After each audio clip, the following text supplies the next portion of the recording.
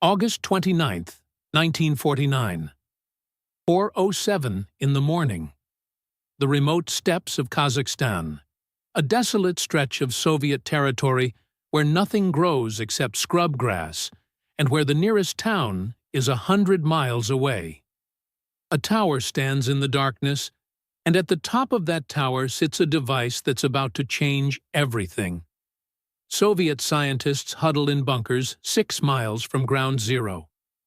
They're wearing dark goggles. They're checking instruments. They're counting down in Russian. And half a world away, Oppenheimer has no idea what's about to happen. He's asleep in his bed in Princeton, totally unaware that in approximately 3 minutes, his worst nightmare is about to come true. The countdown hits 0. The flash comes first, turning night into day across the entire region. Then the fireball, expanding faster than the eye can track. Then the shock wave, a wall of compressed air rolling across the steppe, flattening everything in its path. The mushroom cloud rises, boiling and churning, climbing 12 kilometers into the morning sky. And in that instant, everything Oppenheimer had feared, everything he'd tried to prevent, everything he'd warned about, becomes reality. The knowledge he helped create, the secrets he'd tried so desperately to protect, the physics he'd unlocked at Los Alamos, all of it has escaped. All of it is now in the hands of Joseph Stalin. The Soviet Union has the atomic bomb. And when Oppenheimer finds out 3 weeks later, when President Truman announces it to the world on September 23rd, people who were there said Oppenheimer looked like he'd been shot. His face went pale. His hands started shaking, because he understood immediately what this meant. The nuclear arms race was beginning. The Cold War was about to go thermonuclear. And there was absolutely nothing he could do to stop it.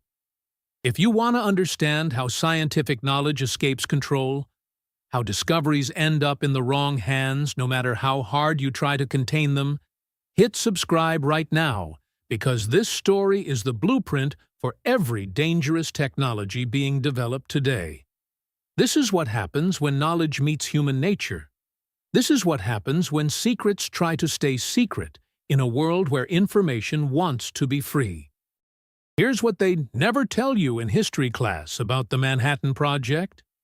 They show you the scientists, they show you the laboratories, they show you the brilliant minds solving impossible problems, but they don't show you the spies. They don't show you the betrayal happening in real time, right under everyone's noses. See, Los Alamos wasn't just a scientific facility.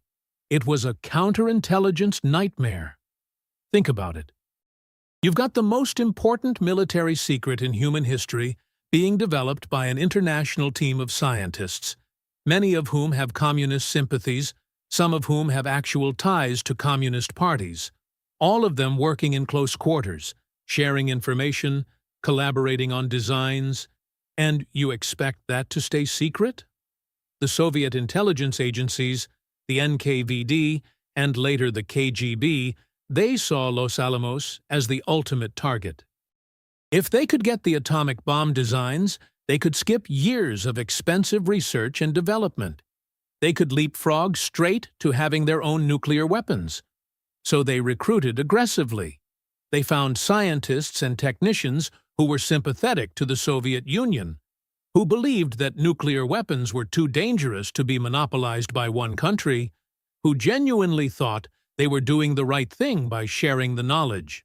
And the scary thing is how easy it was. Klaus Fuchs was a German-born physicist who'd fled the Nazis and ended up working on the Manhattan Project.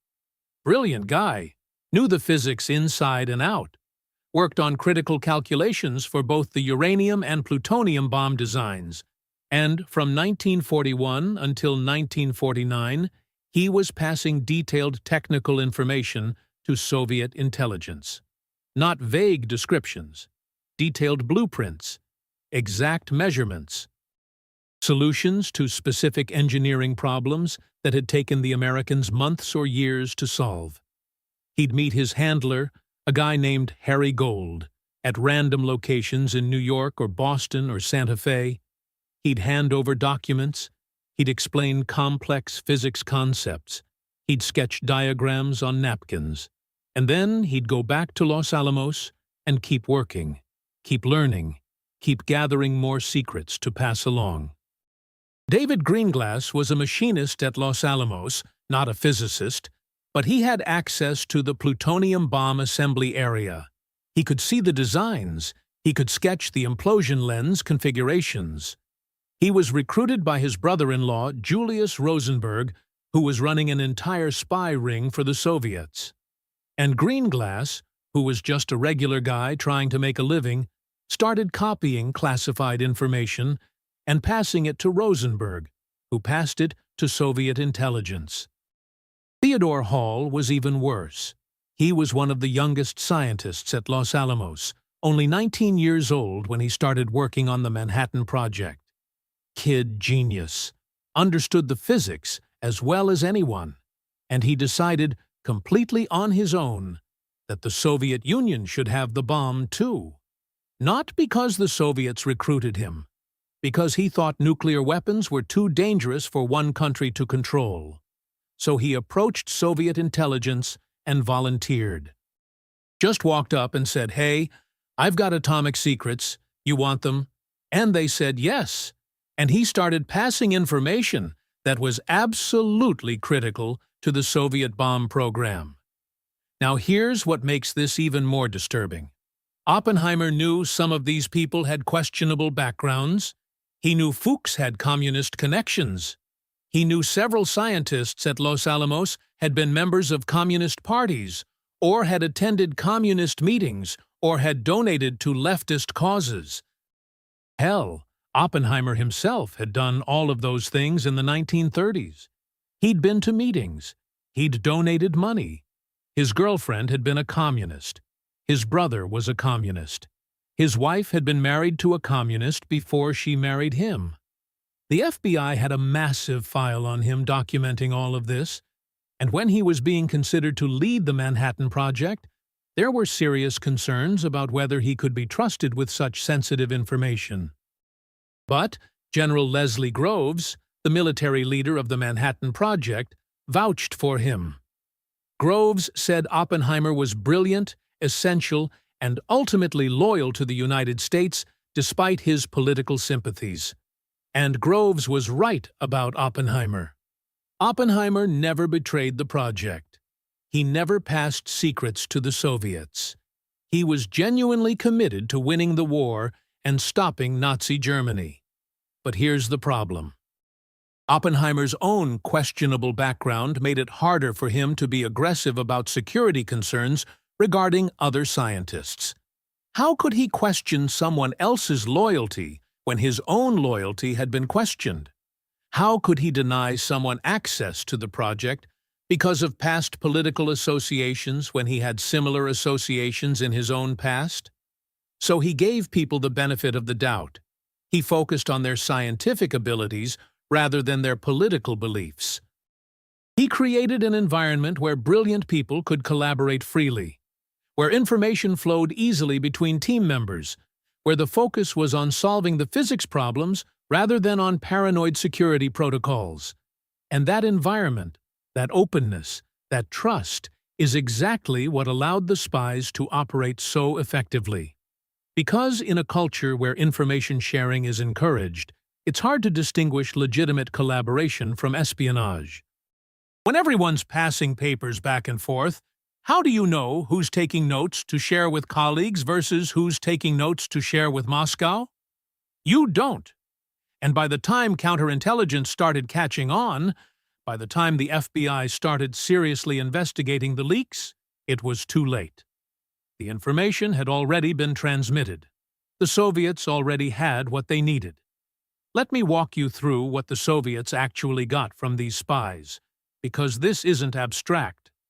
This is specific, detailed technical information that saved them years of research and billions of rubles.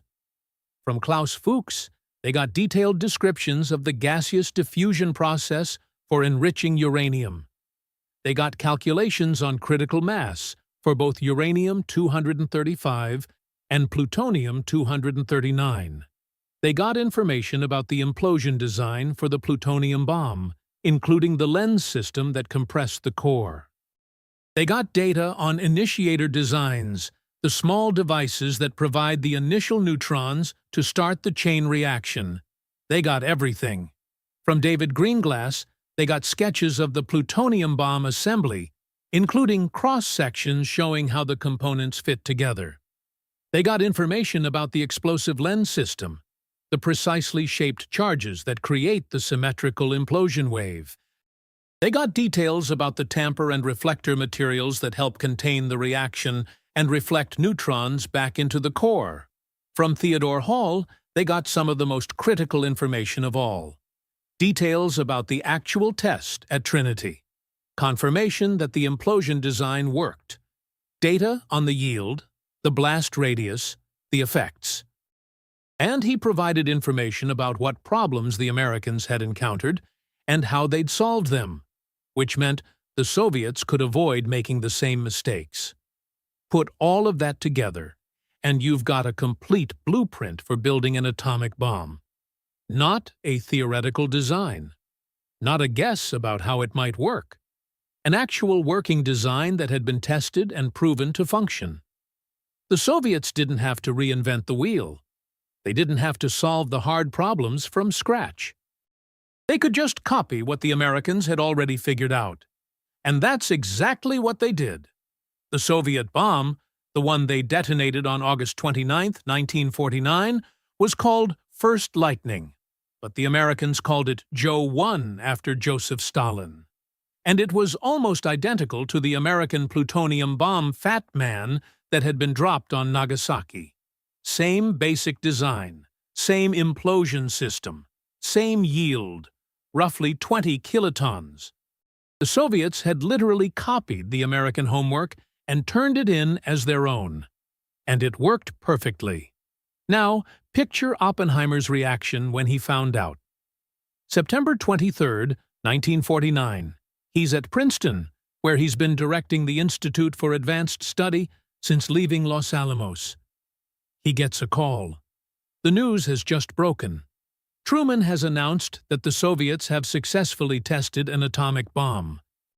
And Oppenheimer, who understands nuclear physics better than almost anyone, who knows exactly how difficult it is to build these weapons, who was intimately involved in every challenge the Manhattan Project faced, immediately knows something's wrong. The timeline doesn't add up. The Soviet Union had been devastated by World War II. They'd lost 27 million people.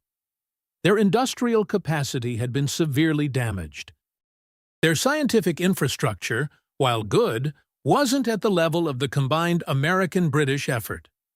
For them to go from basic research to a working plutonium bomb in 4 years, the same amount of time it took the Americans despite having every advantage, that didn't make sense, unless they'd had help, unless they'd had access to information they shouldn't have had.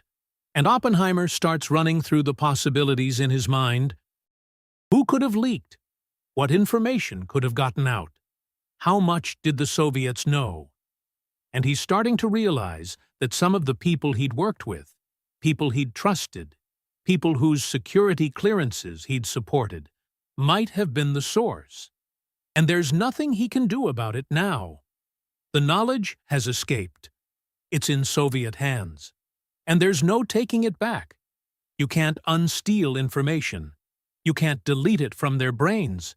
You can't destroy their bomb program. It's done. And the world has fundamentally changed. Because now, instead of one nuclear power, there are two. And they hate each other. And they're about to start building arsenals that could destroy civilization multiple times over. And Oppenheimer is standing there realizing that his creation, his achievement, the thing he'd built to stop Nazi Germany, has now become the foundation for a nuclear arms race that might end humanity. And this is where the story gets even darker, Because the knowledge didn't stop with the Soviet Union. Once two countries have nuclear weapons, the pressure for every other country to get them becomes enormous. If you're the United Kingdom, and you see the United States and Soviet Union both armed with atomic bombs, what do? You build your own. You can't trust that the Americans will always protect you. You can't risk being defenseless if the Soviets decide to invade. So the British developed their own bomb, tested it in October 1952 on an island off the coast of Australia. And they had some advantages. They'd been partners in the original Manhattan Project. They'd contributed scientists. They had access to some of the research. But they also benefited from the same espionage that helped the Soviets. Klaus Fuchs, before he was arrested in 1950, had returned to Britain and worked on the British nuclear program. He brought his knowledge with him. The information he'd stolen from the Americans ended up helping the British as well. France saw Britain and the United States and the Soviet Union all with nuclear weapons and said, "We need our own." They can't be dependent on American protection. They can't trust NATO to always defend them. So they started their own program, tested their first bomb in February 1960 in the Sahara Desert in Algeria. And the French program benefited from scientists who'd worked on the Manhattan Project, from information that had leaked through various channels, from the general knowledge that atomic bombs were possible because they'd already been built. China watched the Soviet Union and the United States facing off and decided they needed their own deterrent. They couldn't rely on the Soviets forever. The relationship was already starting to fracture. So they launched their own program with initial Soviet assistance, tested their first bomb in October 1964 in the Xinjiang region. And when the Sino-Soviet split happened, when the cooperation ended, the knowledge remained in China. The scientists who'd been trained by the Soviets stayed. The information that had been shared couldn't be unshared. India tested their first nuclear device in May 1974, calling it a peaceful nuclear explosion, even though everyone knew it was a weapons test. They'd used a research reactor that had been provided by Canada for peaceful purposes and plutonium reprocessing technology they'd developed with help from various international partners who thought they were supporting peaceful nuclear energy. The knowledge and technology for peaceful applications and weapons applications is fundamentally the same. You can't separate them. Pakistan, seeing India as an existential threat, launched a crash program to develop their own bomb. And here's where it gets really scary.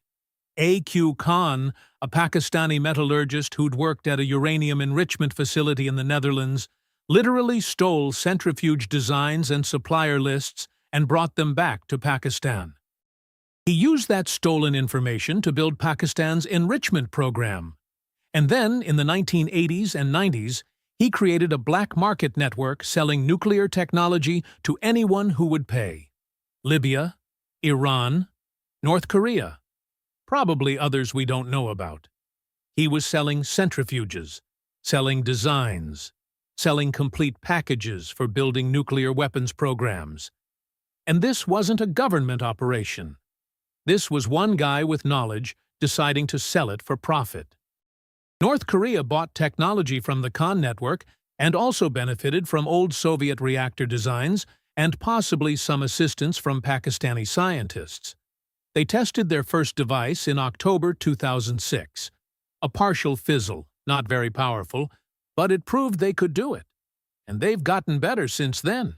They've tested more powerful devices. They've developed missiles. They've become a nuclear weapons state, despite being one of the poorest and most isolated countries on Earth. Because once the knowledge exists, once the fundamental principles are known, once it's been proven possible, any country with sufficient resources and determination can eventually figure it out. And this is what absolutely terrified Oppenheimer. This cascade of proliferation, this unstoppable spread of knowledge. Because every new nuclear power increases the risk of nuclear war. Every additional country with the bomb increases the chances that someone will use it, either intentionally or by accident. And you can't control it. You can't stop it.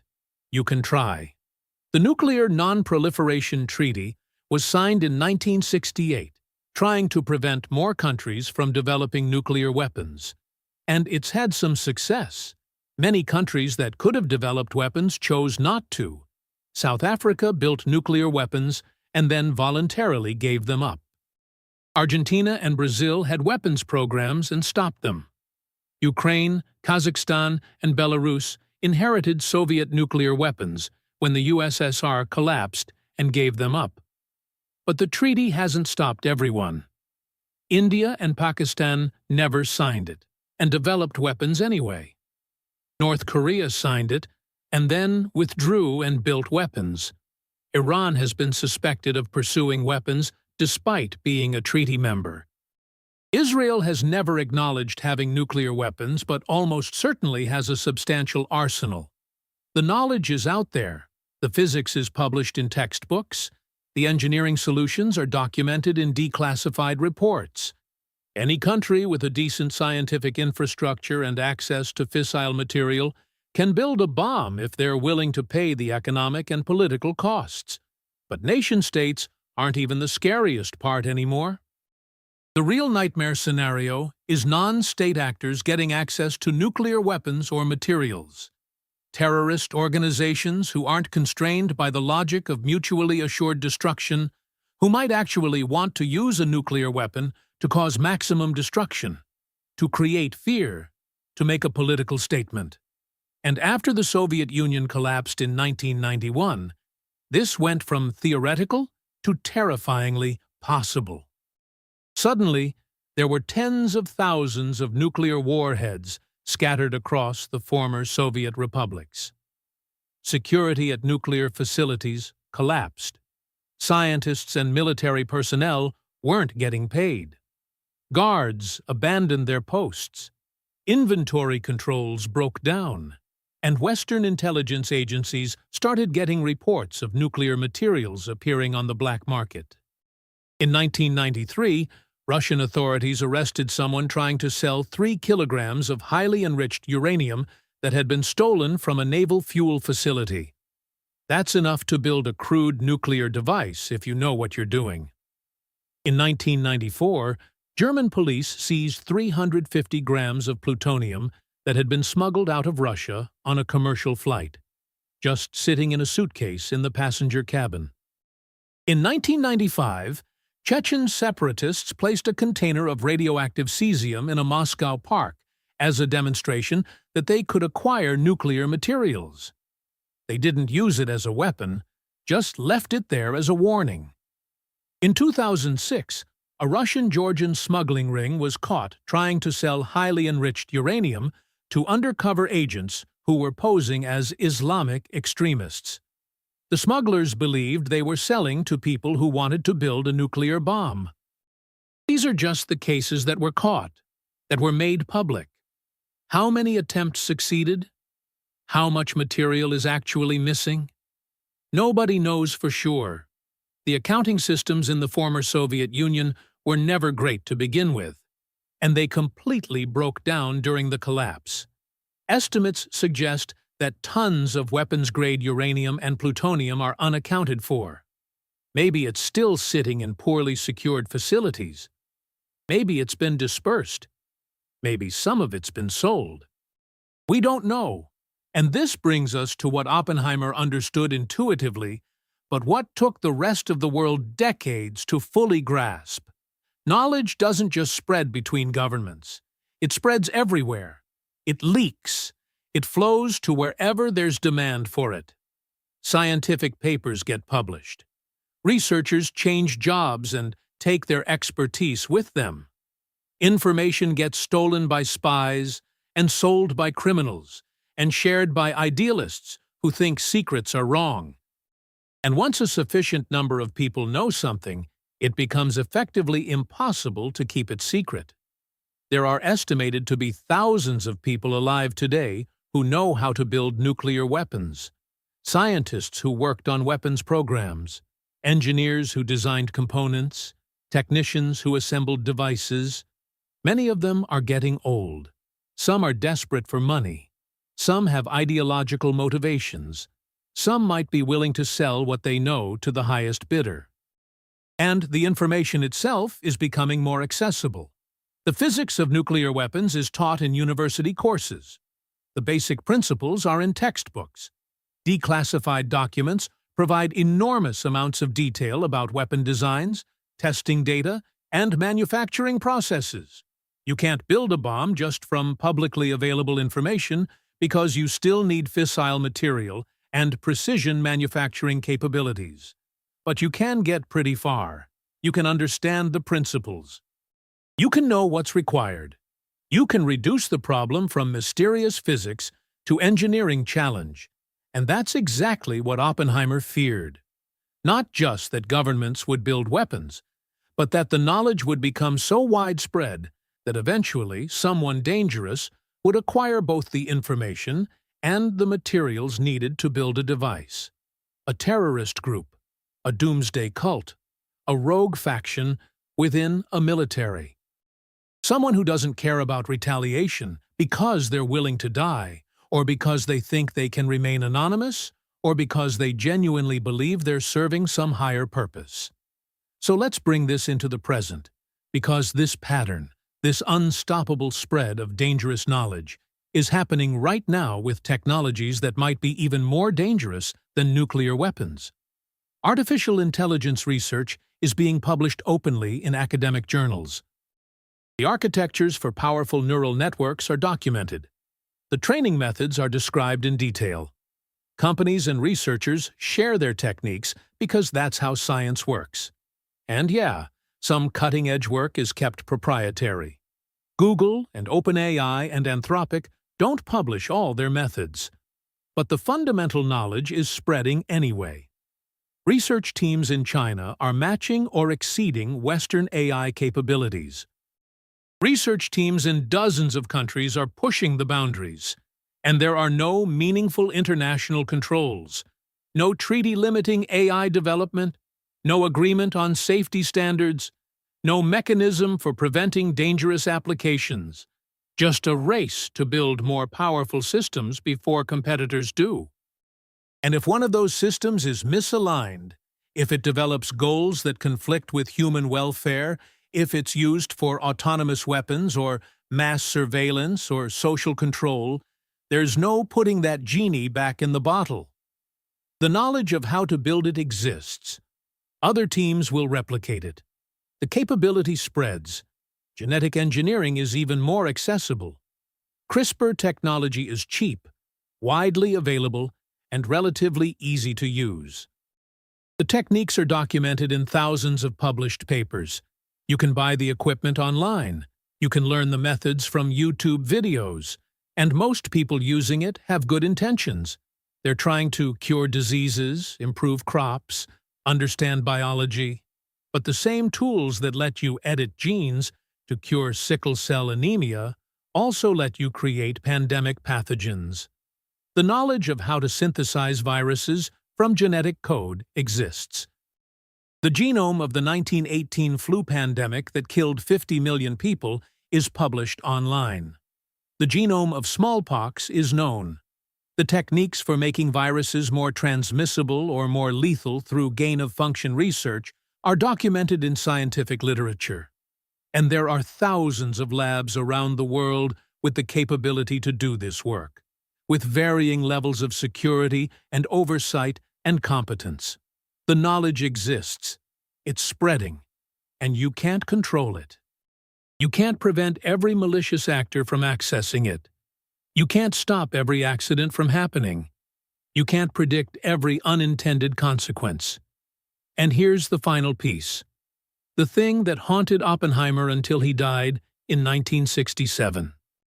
Once you realize that knowledge can't be controlled, that it will inevitably spread to unintended recipients, what do you do?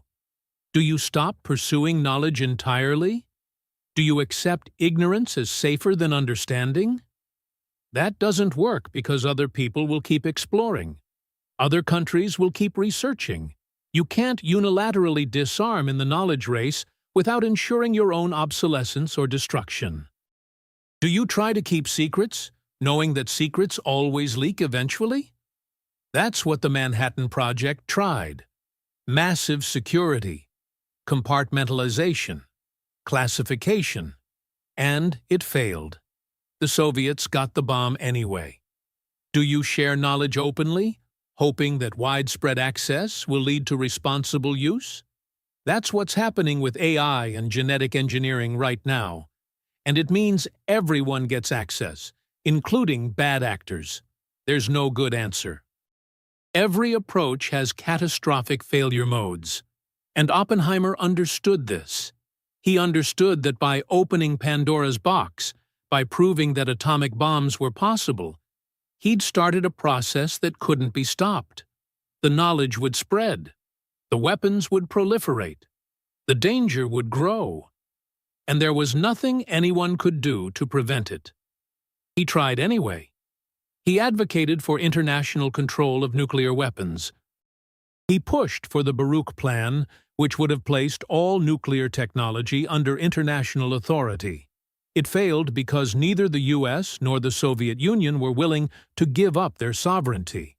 He opposed development of the hydrogen bomb, arguing it was unnecessary and dangerous. They built it anyway and stripped his security clearance for opposing it. He spent the last decades of his life trying to warn people about what he'd learned, about how knowledge escapes control, about how good intentions lead to catastrophic outcomes. And mostly, people didn't listen. They wanted the power. They wanted the knowledge. They wanted the weapons. And they convinced themselves that they'd be responsible, that they'd be different, that they'd avoid the mistakes of the past. So what would you do if you discovered something world-changing? If you figured out something that could solve huge problems, but also create huge dangers? Would you publish it? Keep it secret? Who would you trust with that information? And how confident are you that you could actually control where it goes? Who gets access? How it's used? Because Oppenheimer thought he could manage those questions. He thought the Manhattan Project was secure. He thought the secrets could be protected. He thought there was time to establish international controls before the knowledge spread. He was wrong about all of it. And we're making the same assumptions today with technologies that might be even more dangerous. If this changed how you think about the responsibility of discovery and the impossibility of controlling knowledge once it exists, drop a like so I know this resonated. Subscribe if you want more uncomfortable truths about how technology escapes control. And comment what discovery you think poses the biggest risk of getting into the wrong hands. Thanks for watching.